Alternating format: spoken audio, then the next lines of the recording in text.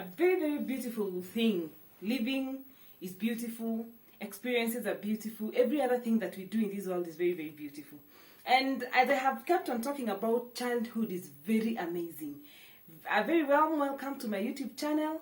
I hope you have subscribed. We are almost hitting 200. Very, very beautiful. Such a beautiful feeling to see a community growing. Let's grow it. Kindly like, kindly subscribe, share with your friends. Let's get learning together. I want us to talk about adverse childhood experiences effects. So, we mentioned them. What are the effects? Now, the effects of adverse childhood experiences begin when that thing is happening. When the child is undergoing the torture. When the child is undergoing the pressurizing experiences they're undergoing. That is where the adverse childhood experiences begin. But the effects don't just start there. They don't just end there. That you're mistreated, that your parents neglected you, that you lacked food, that you lived in a home where there was drug and substance use, there was intimate partner violence. The issues don't end there. They go all the way to your life.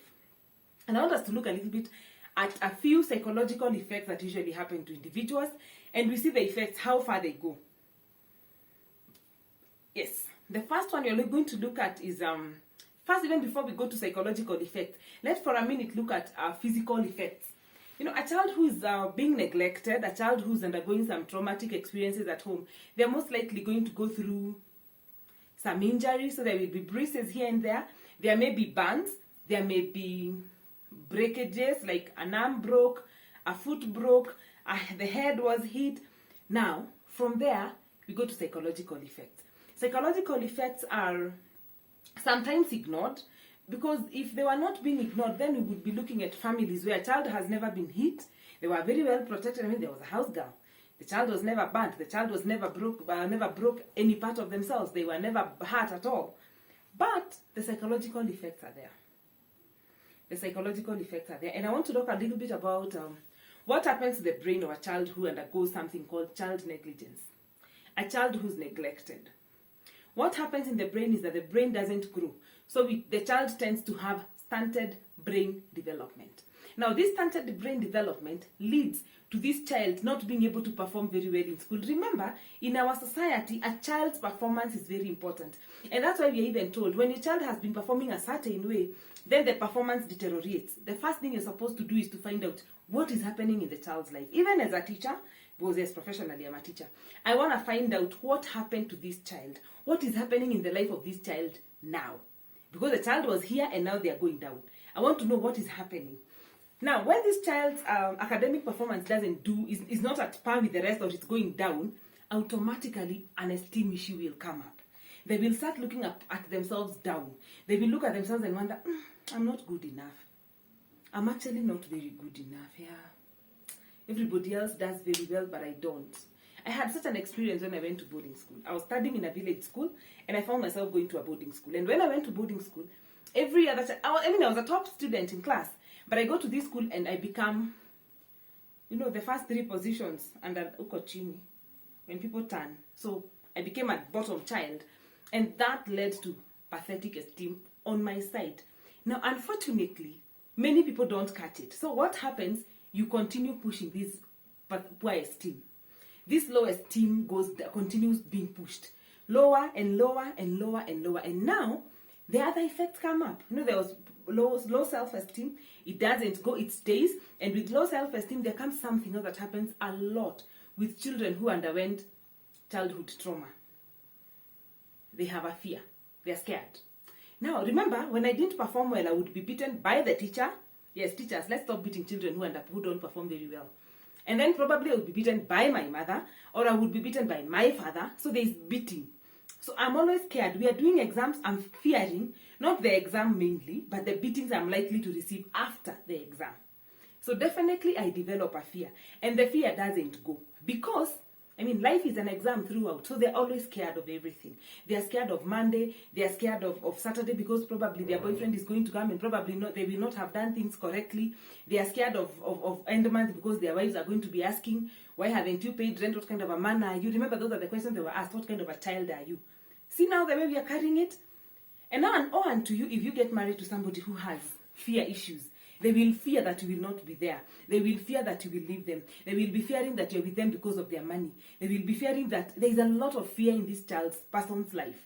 And with the fear, it could lead to something that is very common nowadays. People are thinking it's something very common, and it's something very good to even talk about and be proud about.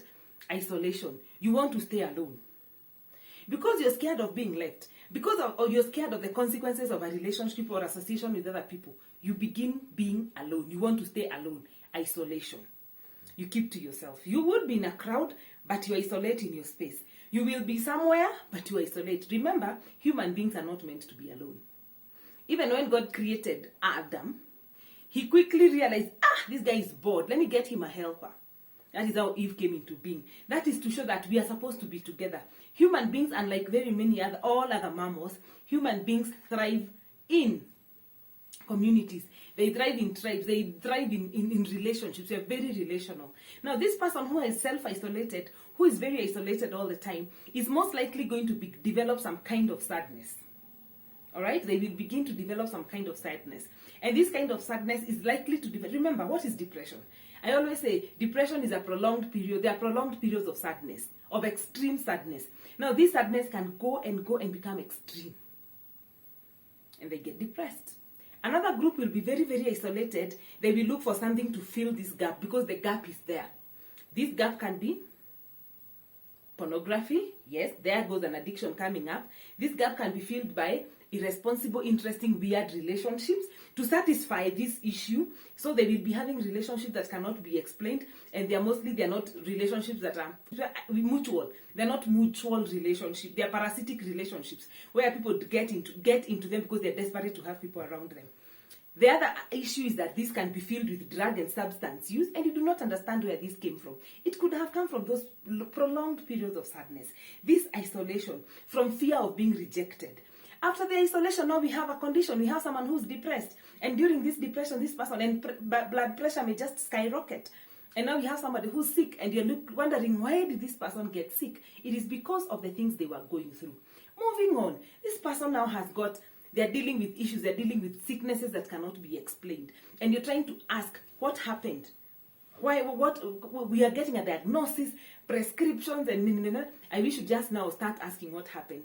If we get very real into some of these individuals who are dealing with illnesses, we shall be amazed because these people are likely to tell us, I dealt with A, B, C, D growing up. So let's start going back down there. Now, the other thing that happens is now something I have witnessed with a lot of people, lack of trust. Nowadays, we are not trusting people. We are not able to trust. We are always suspicious of everybody. This man has sent you 200 shillings. I can find out there's something he's up to. He can't just send you. Some of us don't know how to receive gifts because we can't trust. We have never learned to trust. And this is an effect of adverse childhood experiences. Simple things. This person cannot trust. Cannot trust a spouse, cannot trust a colleague, cannot trust a friend. They're always sure someone is up to something. Every good thing you do to these people, they know it is not innocent. You're up to something. This person now is completely unable to trust anybody. And yes, now we are growing. There is low self-esteem, leads to fear. The fear leads to isolation. The isolation leads to depression, illnesses, very many illnesses. And now we have a lack of trust. I wanted to talk about lack of trust in one interesting perspective. If you had an issue with your primary caregiver, your mother or your father, they were not there. Probably they were workaholics. They're always working. They were somewhere doing other things. They were quote unquote, abusing drugs. They were total neglectful. You're most likely going to have trust issues growing up. Trusting is going to be very difficult for you. And what is likely going to happen is that even God, you will not be able to trust him, because your idea of a father your idea of God sometimes comes from your primary caregiver. Actually, not sometimes, it comes from your primary caregiver. They're the ones that show you who is God really. And many people, and I want you to look at children who grew up in homes where there was a lot of love, togetherness, and presence of both parents. These people are very trusting. And even in relationships, they are trusting. They're usually expecting God, the universe, to give them. It's a benevolent universe. But for people who didn't know how to trust, they are always going through a moment of Aki itaweza, what if they don't, what if. So it's very, very important to look inside of yourself and find out what are some of the things that are ailing you, what are some of the things that you're dealing with. Have a lovely weekend. I love you so much, and God bless you. Bye bye.